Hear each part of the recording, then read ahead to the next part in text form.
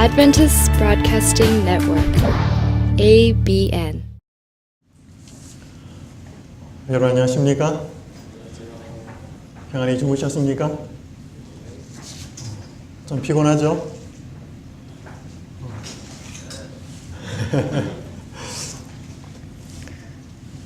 작년 2월 내셔널 지오그래픽 2월호에 파리의 지하세계라고 하는 특집 기사가 실렸습니다. 그 기사를 읽고 나서 프랑스 파리의 도시 밑에 엄청난 지하세계가 만들어져 있다는 것을 알게 되었습니다. 수로도 있고요. 저수지도 있습니다. 지하 묘실도 있고요. 은행에 금고를 놓아두었던 거대한 금고 창고도 있습니다. 젊은이들이 모여서 춤을 추는 나이트클럽도 있고요. 그림을 전시하는 화廊도 있습니다. 프랑스 파리의 도시 이 지하 밑에 그런 왜 엄청난 지하 세계가 건설되어 있을까요? 이 프랑스 파리의 그 도시 밑에는 구조상 땅 밑이 거대한 석회암 공간이라고 합니다. 석회암청이 있어가지고 사람들이 이 석회암을 약 2000년이 넘는 기간 동안 채굴을 해내었습니다. 그랬더니 땅 밑에 그 석회암을 채굴하고 난 다음에 어마어마한 공간이 생겼습니다. 그 공간을 아는 사람들이 하나 둘씩 그 공간 안에 들어가서 뭔가를 만들고 뭔가를 하기 시작했습니다. 그래서 그곳에 사람들의 눈에 보이지 않는 또 다른 세상, 별천지가 만들어져 있는 것입니다. 그러나 그런 세계가 있는지를 아는 사람만 아는 것입니다. 왜요? 눈에 보이지 않기 때문입니다. 오늘 이 세상에는 눈에 보이는 세계와 눈에 보이지 않는 세계가 있습니다. 프랑스 파리의 그 지하 세계도 땅 위에서는 보이지 않지만 지하 세계 땅 밑으로 들어가면 보입니다. 그러나 우리의 내면 세계는 보이지가 않습니다. 그러나 우리의 내면 세계에서 무슨 생각을 하고 사는지는 반드시 바깥으로 드러나서 보여지게 됩니다. 어제 선악의 대쟁투가 가장 치열하게 벌어지는 전쟁터 장소가 어디라 그랬죠? 오늘 우리의 내면 세계입니다. 우리의 마음 세계입니다. 그 우리의 마음 세계를 돌보지 않으면 우리는 선악의 대쟁투에서 승리할 수가 없습니다. 이 시간 고라와 다단의 내면 세계라고 하는 한 제목으로 또 한 선악의 대쟁투를 살펴보고 우리의 내면 세계를 점검하는 시간을 갖도록 하겠습니다. 성경 민수기 16장 1절과 2절에 있는 말씀을 보도록 하겠습니다. 민수기 16장 1절과 2절에 있는 말씀을 보도록 하겠습니다. 찾으셨습니까? 찾으셨으면 다 함께 읽어보실까요? 민수기 16장 1절 2절입니다. 레위의 증손 고핫의 손자 이스할의 아들 고라와 르우벤 자손 엘리압의 아들 다단과 아비람과 벨렛의 아들 온이 당을 짓고 이스라엘 자손 총회에서 택함을 받은 자 곧 회중 가운데에서 이름 있는 지휘관 250명과 함께 일어나서 모세를 거스르니라. 이스라엘 백성이 시내 광야를 떠난 지 얼마 되지 않아서 한 조직적인 반역 사건에 직면합니다. 그 반역 사건이 일어나는데요. 그 주모자가 누구였는가 하면 레위의 증손자였고 고핫의 손자였던 고라, 모세의 사촌이었습니다. 르우벤 자손의 다단과 아비람이 연합하여서 모세와 아론을 대항하는 반역을 일으켰습니다. 여러분 역사책을 보거나 동서양 혹은 과거 현재를 살펴보면 동서양을 물어나고 과거와 현재를 막론하고 반역을 일으키면 쿠데타를 일으키면 이 쿠데타를 일으키는 사람들이 가장 중요하게 생각하는 것이 명분입니다. 왜 반역을 일으키느냐는 것이죠. 왜 쿠데타를 일으키냐는 것입니다. 명분이 있어야 자신들의 행위에 정당성을 부여할 수 있고 사람들로부터 많은 지지를 얻을 수 있습니다. 그래서 쿠데타를 일으키는 사람들은 명분을 찾는데 대단히 노력을 했습니다. 조선왕조 500년 동안 27명의 왕이 바뀝니다. 그 가운데는 정통적인 왕이 그대로 승계되기도 하지만 많은 반역이 있었습니다. 그 반역들 중에는 명분이 있는 반역들도 있었고 명분이 없는 반역들도 있었습니다. 조선시대에 일어났던 많은 반역들 중에, 쿠데타 중에 가장 명분이 없었던 쿠데타는 수양대군이 그의 어린 조카 단종을 제거하고 왕이 되는 사건이었습니다. 여러 가지 이제 명분들이 나오는데요. 이때 고라와 다단과 아비람이 반역을 일으켰을 때 나름대로 그들에게 명분이 있었습니다. 고라가 내세운 명분은 자기 자신이 레위 자손이었다는 것입니다. 나도 레위 자손인데 왜 제사장 직분을 아론 가문에 속한 그 사람들만 하게 되느냐? 이것이 고라가 가진 불만이었습니다. 다단과 아비람이 가진 명분은 자신들이 이스라엘의 장자인 르우벤 자손이라고 하는 것이 그들의 명분이었습니다.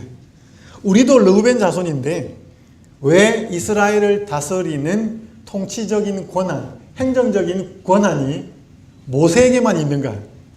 이것이 다단과 아비람이 가진 불만이었습니다. 따라서 고라는 아론의 제사장 직분에 대해서, 다단과 아비람은 모세가 가진 행정적인 권위에 대해서 부러워하였고 갈망하였고 그것을 얻고자 하는 것이 이 반역의 주된 목적이었습니다. 이전에 있었던 백성들의 반역은 흥분한 군중의 돌발적인 충동이었지만 이때 일어난 반역은 대단히 계획적이었고 조직적이었고 은밀하고 교활하게 진행이 되었습니다. 그렇다면 우리가 이 고라와 다단, 아비람, 이 지파도 다른 이 사람들이 어떻게 의기투합해서 반역을 일으키게 되었나 하는 것을 좀 살펴볼 필요가 있습니다. 여러분 성경 두 구절을 더 찾겠습니다.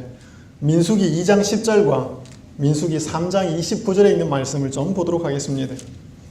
민수기 2장 10절, 3장 29절입니다. 여러분 이 두 구절을 지금 읽으시고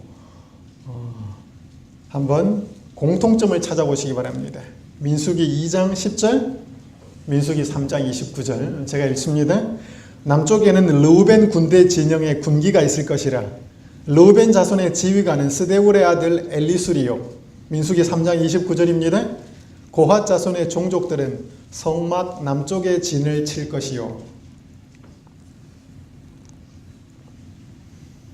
여러분 이 두 구절에서 르우벤 자손과 고핫 자손이 처한 공통점을 한번 찾아보시기 바랍니다. 어떤 공통점이 있죠? 남쪽, 그죠? 예, 고맙습니다. 그 두 지파에게 남쪽이라고 하는 공통점이 있었습니다. 여러분 광야에서 이스라엘 백성들의 진영, 그들의 수경지는 세 겹으로 되어 있었습니다. 첫 번째는 가장 중앙에 뭐가 있었죠? 성소가 있었습니다. 그 성소 바로 제일 가까이에는 레위 지파의 자손들이 있었습니다. 성소의 동쪽에는 모세와 아론 그 자손들의 진영이 있었습니다. 장막이 있었고요. 그 다음에 다른 세 곳에는 이 레위의 세 아들 게르손 서쪽입니다. 서쪽에는 게르손 자손의 텐트가 있었고 북쪽에는 무라리 자손의 텐트가 있었고 남쪽에는 고핫 자손의 텐트가 있었습니다. 그리고 민수기 3장 2장 10절을 살펴보면 그 첫 번째는 성소가 있었고요. 두 번째는 레위 지파의 자손들이 텐트를 쳤고 이제 세 번째가 나머지 이스라엘의 12지파의 텐트가 장막이 세 지파씩 동서남북에 있었습니다. 그리고 제일 남쪽에 있었던 세 지파가 갓 지파, 시므온 지파, 그 다음에 르우벤 지파였습니다. 그러니까 이스라엘 백성들의 수경지, 지리적 환경으로 르우벤 지파와 고핫 자손들은 르우벤 지파의 자손들과 레위 지파 중에 고핫 자손들, 특별히 고라가 살고 있는 그 사람들이, 고라가 속한 그 지파가 가까이 있었습니다. 남쪽에 똑같이 텐트를 치고 있었고 그들은 늘 가까이 보게 되었습니다.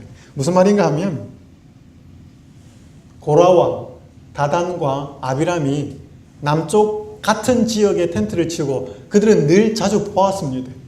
그리고 늘 자주 만났습니다. 만나서 이런저런 이야기 하다 보니 재밌는 이야기도 하겠지만 그들의 마음속에 가지고 있던 서로의 불만들을 나누게 되었습니다.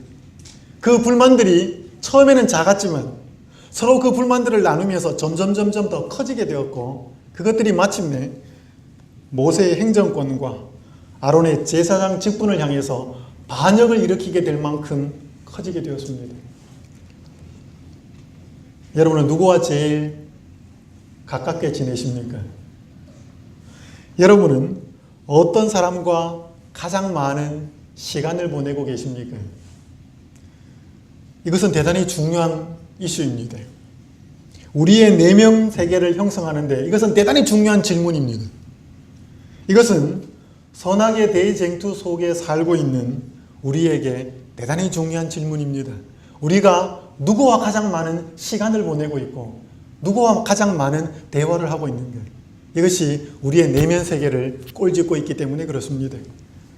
여러분은 하나님과 얼마나 많은 시간을 보내고 있고 여러분은 하나님과 얼마나 많이 가깝게 지내고 있습니까? 최근에 제가 영혼과 하루 150년 만에 공개 가톨릭 신학교라고 하는 한 동영상을 보게 되었습니다. 가톨릭 사제가 되기 위해서 신학생들이 어떻게 생활하고 있는지 기숙사 생활부터 그들의 공부하고 그들의 영성생활, 그들의 봉사생활을 어떻게 하는지를 보여주는 그런 동영상입니다. 대단히 재밌습니다. 한번 여러분 볼 수 있으면 좋겠습니다. 모든 학생들이 밤 8시부터 그 다음날 8시, 12시간을 침묵합니다. 아침 6시에 기상을 하고요. 정장을 한 채로 6시 30분까지 성당에 모입니다.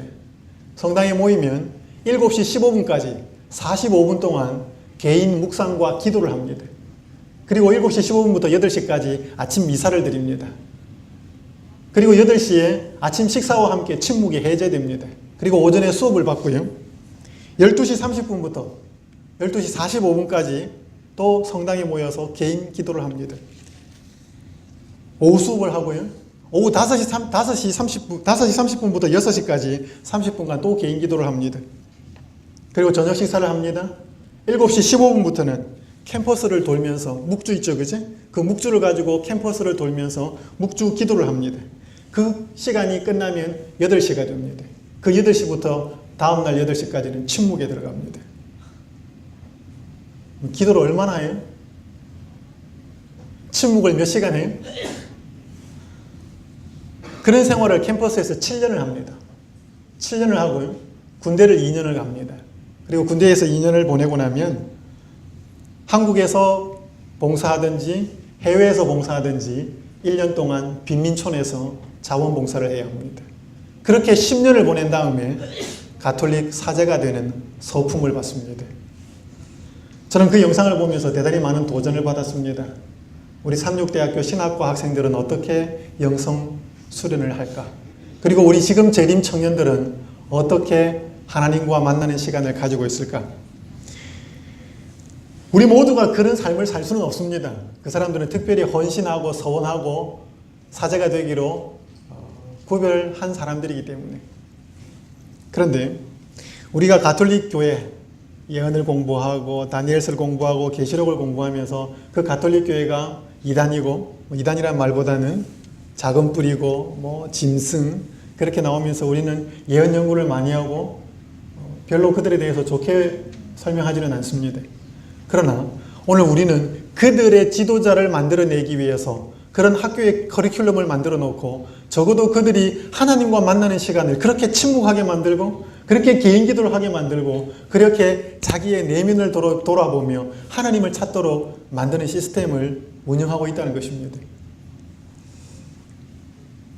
우리가 그들의 모든 것을 본받을 수는 없지만 하나님과 만나기 위해서는 그들의 태도를 다시 한번 배울 필요가 있다고 생각이 됩니다.